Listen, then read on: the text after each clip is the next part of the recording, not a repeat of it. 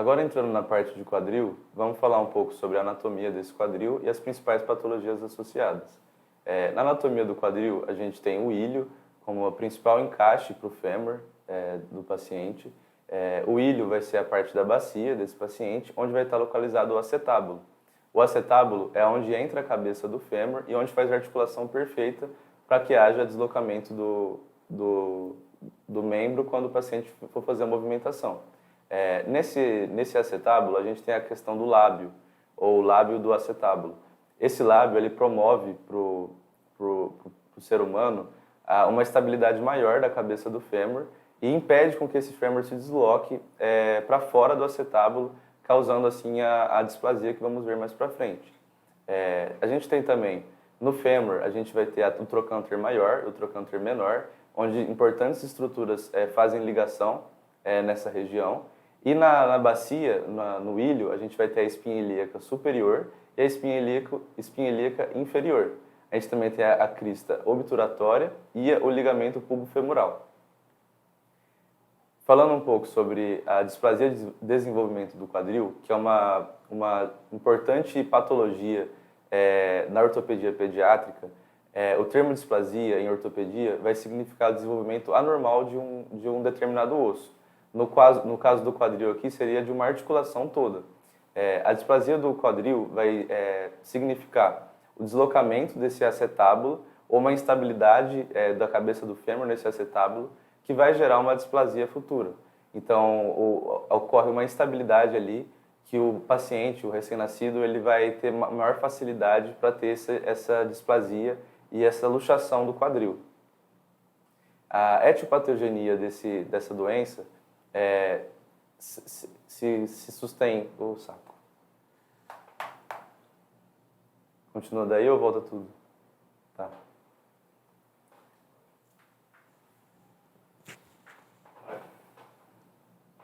Vira pra frente. Uhum. Vai. A etiopatogenia... Pode ir? Vai que pode. você dá uma olhada aí, sei lá. Então deixa eu dar uma olhada maior.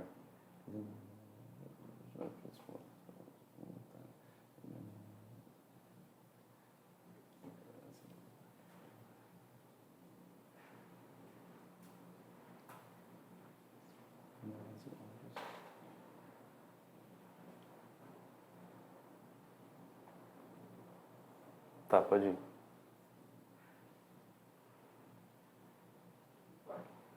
A etiopatogenia da displasia de desenvolvimento do quadril, diversas crianças ao nascer, cerca de 1 em cada 100, apresentam alta instabilidade dessa articulação, que por frouxidão ligamentar vão predispor a essa luxação ou subluxação subconsequente. O fenômeno é muito mais comum em meninas, em mulheres, sendo a proporção de 9:1 e tem muito mais predisposição genética. A postura também é diretamente influenciada nesse caso, em que vai predispor a luxação ou subluxação direta. Por exemplo, o médico, ao retirar a criança do útero da mãe, o jeito que ele segura a criança pode causar uma luxação ou uma subluxação ali mesmo. Se ele manter os membros da criança muito aduzidos e muito estendidos, vai favorecer essa luxação se houver algum tipo de instabilidade. A displasia de desenvolvimento do quadril deve ser rapidamente diagnosticada e rapidamente tratada, porque senão ela pode causar uma deformação progressiva dos ossos do quadril e pode causar defeitos no fêmur proximal, na cápsula articular, no músculo ilho-pessoas e principalmente no acetábulo, que vai se tornar mal direcionado e pode gerar um falso acetábulo posteriormente.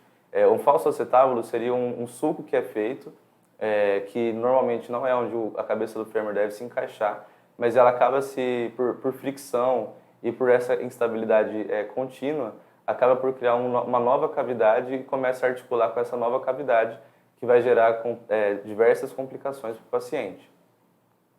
O diagnóstico, como eu disse, ele tem que ser o mais rápido possível. O primeiro exame a ser realizado seria a manobra de Ortolani, logo ao paciente nascer, com abdução do quadril e depois tração. Isso é para verificar se o quadril já está luxado. Então, se houver luxação do quadril, o médico que está fazendo a manobra, ele vai ouvir um estalido, vai sentir um estalido e também vai sentir uma frouxidão ligamentar, que é o famoso clique. Depois dessa manobra, a gente tem que fazer a manobra de Barlow, que seria o contrário da manobra de Ortolani. Então, a manobra de Barlow é para averiguar se tem uma luxação já presente e se tem alguma instabilidade. Na manobra de Barlow, a gente vai aduzir o membro do paciente e tracionar para baixo.